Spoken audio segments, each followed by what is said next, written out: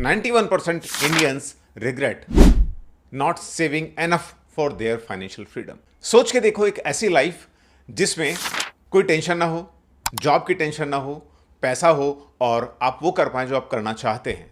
Unreal लगता है पर लेकिन मुमकिन है। मैं हूं दीपक और आज हम बात करेंगे 11 गोल्डन फाइनेंशियल रूल की जो आपके पैसे का गेम चेंज करके रख देंगे। तो तैयार हो? चलिए शुरू करते हैं। रूल नंबर 1, रूल ऑफ 72, पैसा कब डबल होगा। जब भी आप पैसा एफडी में डालते हो या म्यूचुअल फंड में लगाते हो तो आपको ये सोचना चाहिए कि पैसा डबल कब होगा। तो उसके लिए सिंपल सा रूल है, रूल 72, यानी कि जो भी इंटरेस्ट रेट है या रेट ऑफ रिटर्न है उससे आप डिवाइड कर दीजिए 72 को। फॉर एग्जाम्पल यदि आप एक एफडी कराते हो जिसमें आपको 7% का रिटर्न मिल रहा है तो 72 डिवाइडेड बाई 7, 10.2, यानी कि 10 से 11 साल के अंदर आपकी इस एफडी में पैसा डबल हो जाएगा। और वैसे यदि आप म्यूचुअल फंड को देखते हो जो कि जहां आपको एवरेज रिटर्न मिलता है 12%, तो 72 डिवाइडेड बाई 12 दैट इज 6, यानी कि म्यूचुअल फंड में जो आपको 12% का रिटर्न दे रहा है वहां पैसा 6 साल में डबल हो जाएगा। इस रूल से आप FD, PPF, SIP, mutual fund, इनके रिटर्न को आप कंपेयर कर सकते हो, जो कि हर एक मिडिल क्लास इन्वेस्टर को जानना बहुत जरूरी है। आइए बढ़ते हैं अगले रूल नंबर 2 की तरफ, लेकिन उससे पहले यदि आपको ये वीडियो पसंद आ रहा है तो उसको लाइक कर दीजिए, चैनल को सब्सक्राइब कर लीजिए और अपने दोस्तों के साथ शेयर करिए ताकि उनको भी ये 11 गोल्डन रूल्स पता चल सके। रूल ऑफ 70, इन्फ्लेशन कितना पैसा आपका खा रहा है, या उसको दूसरी भाषा में समझें कि कितने साल के बाद आपका अभी जो पैसा है उसकी कीमत आधी हो जाएगी। फॉर्मूला सिंपल है, 70 को आप 6 से डिवाइड करते हैं तो लगभग 11.5 साल, यानी कि 11 से 12 साल के अंदर आपके पास आपका जो पैसा है अभी वो उसकी जो वैल्यू है, उसकी जो परचेजिंग पावर है वो आधी रह जाएगी। इसलिए प्लानिंग सिर्फ सेविंग की नहीं होना चाहिए, आपकी प्लानिंग होनी चाहिए ऐसे इन्वेस्टमेंट पर जो कि इन्फ्लेशन को बीट कर पाएं, आपको रिटर्न जनरेट करके दे पाएं कम से कम इन्फ्लेशन से ज़्यादा। तो उसके लिए आप इक्विटी, एसआईपी बिल्कुल कर सकते हो। Rule number 3, emergency fund rule. Corona ने हमको सिखाया है कि कभी भी कुछ भी हो सकता है, किसी की जॉब जा सकती है और भी कोई टेंशन हो सकती है, तो आपके पास एक इमरजेंसी फंड होना चाहिए। कितना होना चाहिए? यदि आप सैलरीड पर्सन हैं तो आपको आपके मंथली एक्सपेंस के 6 टाइम्स का आपके पास एक इमरजेंसी फंड होना चाहिए। यदि आप प्रोफेशनल हैं और बिजनेस करते हैं तो आपके पास लगभग 9 times of your monthly expenses आपके पास इमरजेंसी फंड होना बहुत ज़रूरी है। अब इस इमरजेंसी फंड को रखना कहाँ पे है? तो अब उसके लिए आप ऑटो स्वीप एफडी का इस्तेमाल कर सकते हैं, जो कि लगभग हर बैंक, चाहे वो एक्सिस बैंक हो, आईसीआईसीआई बैंक हो, लगभग सभी बैंक ये फैसिलिटी प्रोवाइड करते हैं। या फिर आप लिक्विड म्यूचुअल फंड ले सकते हैं जहाँ पे आप तुरंत पैसे को विड्रॉ कर सकते हैं और उसमें भी रेट ऑफ रिटर्न आपको एफडी के आसपास मिलता है। छोटी सी कॉस्ट से लेकर के बड़ी मेडिकल इमरजेंसी तक सब कवर हो जाता है। Rule number 4, 20 times insurance cover rule, यानी कि यदि आपकी एनुअल इनकम 5 लाख रुपए है तो आपके पास लाइफ कवर होना चाहिए 1 करोड़ रुपए। यहां पर लाइफ कवर की मैं बात कर रहा हूं तो life insurance that is purely a term insurance plan.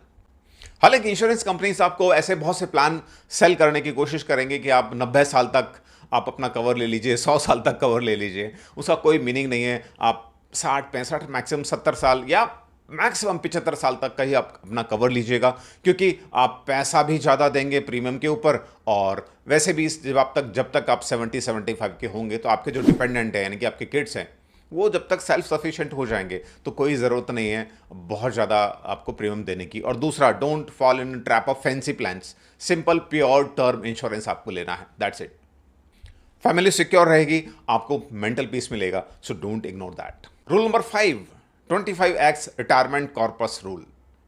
Early retirement चाहते हो तो this rule is for you, यानी कि आपके जो एनुअल एक्सपेंसेस हैं उसको 25 से मल्टीप्लाई कर दीजिए, वो जो अमाउंट निकल के आता है वो आपका रिटायरमेंट फंड होगा, यानी कि उतने पैसे की आपको जरूरत होगी रिटायरमेंट के समय पर। मान लीजिए यदि आपका 10 लाख रुपए का साल का एक्सपेंसेस है तो आपको कम से कम 2.5 करोड़ रुपए आपके पास एक रिटायरमेंट कॉर्पस होना चाहिए। हालांकि इंडिया में इन्फ्लेशन ज़्यादा है तो आप उसको 30 टाइम्स भी कर सकते हो, यानी कि 3 करोड़ रुपए के आसपास आपके पास रिटायरमेंट फंड होना चाहिए। SWP plan, index fund, annuity plans, ये सब आपकी हेल्प करेंगे एक पैसिव इनकम जनरेट करने के लिए post retirement. Rule number 6, Indian 40-30-30 budget rule. वैसे एक बड़ा फेमस रूल है जो कि वेस्टर्न कंट्री से में ज़्यादा पॉपुलर है 50-30-20 रूल, जिसके बारे में मैं भी बात करता हूँ। लेकिन यदि हम उसको इंडिया के कॉन्टेक्स्ट में यदि हम उसको रिवाइज करें, क्योंकि यहाँ पे इनकम टैक्स अलग है, इन्फ्लेशन अलग है, यहाँ का कल्चर अलग है, तो हम इसको कर सकते हैं 40-30-30 रूल। यानी कि 40% आपका खर्चा हो जाएगा एसेंशियल्स के अंदर, यानी कि आपकी जो ज़रूरतें हैं, रेंट है, ईएमआई है, उसमें जाएगा। और 30% वांट से पहले जाएगा सेविंग और इन्वेस्टमेंट के लिए। बाद का जो 30% है वो जाएगा आपकी वांट्स के लिए, जहां पे आप अपनी इच्छाओं के हिसाब से आप खर्च करना चाहते हो, क्योंकि इच्छाओं से पहले सेविंग बहुत ज़रूरी है। Rule number 7 day cooling of before buying.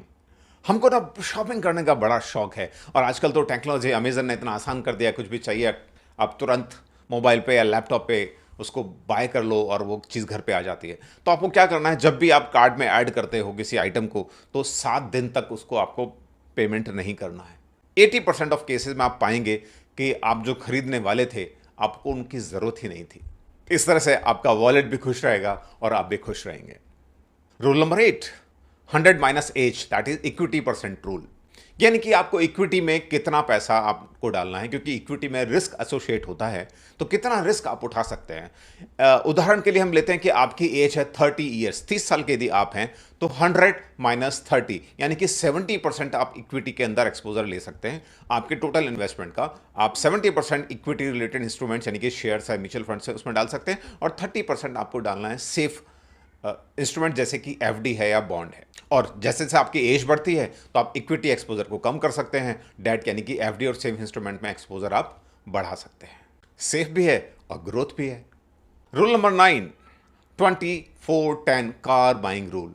ये रूल बहुत इंपॉर्टेंट है, क्योंकि जब भी हम मिडिल क्लास लोग कार पसंद करते हैं तो हमेशा आप देखेंगे आप अपनी कैपेसिटी से ज़्यादा महंगी कार खरीद के लाते हो। तो क्या करना है, मिनिमम डाउन परसेंट आपका 20% होना चाहिए, और ईएमआई का टेन्योर यानी कि लोन का टेन्योर 4 साल से ज़्यादा का नहीं होना चाहिए। और इंपॉर्टेंटली आपकी जो कार का इंश्योरेंस प्लस ईएमआई का खर्चा है वो आपकी मंथली इनकम का 10% से ज़्यादा नहीं होना चाहिए। पर आप पाएंगे अक्सर कर ये जो ईएमआई और इंश्योरेंस का खर्चा है आपके 10% ऑफ सैलरी से ज़्यादा ही होता है। तो ध्यान रखना है, वो ज़्यादा जा रहा है, इसका मतलब आप अपनी कैपेसिटी से ज़्यादा की कार खरीद रहे हो। और ये तो आप जानते ही हैं, कार असेट नहीं है, लायबिलिटी है जो डेप्रिशिएट होती है। तो लग्जरी के चक्कर में मत पड़ो, ईएमआई के ट्रैप में मत फंसो। कार वही अच्छी है जो आपके बजट में आती है। Rule number 10, 5-20-30-40 home buying rule. यानी कि घर जब हम खरीदने जा रहे हैं तो कैसे हम हिसाब किताब लगाएं, या कितने अमाउंट का यानी कि कितने पैसे वाला घर हमको खरीदना है, वो रूल ये बताता है। जो मकान या घर आप खरीदना चाहते हैं उसकी कीमत आपकी एनुअल इनकम के 5 टर्म से ज़्यादा नहीं होना चाहिए। मैक्सिमम लोन टेन्योर 20 साल का होना चाहिए। EMI 30% of your monthly expenses से कम रहनी चाहिए, और डाउन पेमेंट 40% आपको करना है। वैसे बैंक्स आपको 20% डाउन पेमेंट पे 80% लोन दे देते हैं, लेकिन उससे आपका बजट बिगड़ सकता है, और ये कंडीशंस आप फुलफिल नहीं कर पा रहे हो, तो इसका मतलब आप अपनी कैपेसिटी से ज़्यादा का मकान खरीद रहे हो। हाउस के साथ स्ट्रेस मत लो, स्मार्ट बजट बनाओ। Rule number 11, 40% EMI cap rule. Total EMI चाहे घर की हो, कार की हो, और चाहे एजुकेशन लोन की हो, आपकी 40% ऑफ योर इनकम तक ही लिमिट रहनी चाहिए, उससे ज़्यादा नहीं होनी चाहिए। और सेफर साइड में हम बात करें तो उसको 35% तक ही आप रखो तो बहुत अच्छा रहेगा। लाइफ अनप्रेडिक्टेबल है, इसलिए खर्चे कम करो, ईएमआई कम करो और सेविंग बढ़ाओ। Stress free future, financially plan present. तो दोस्तों ये थे 11 रूल्स ऑफ फाइनेंशियल फ्रीडम। इससे आपकी मनी लाइफ सॉर्टेड हो जाएगी। लाइक करो, कमेंट करो कि आपको कौन सा रूल पसंद है इन 11 रूल्स में से, और सब्सक्राइब करना मत भूलना, बेल आइकन को भी पुश करना मत भूलना। मिलते हैं अगले किसी पैसा वसूल वीडियो में। टिल देन, जय भारत।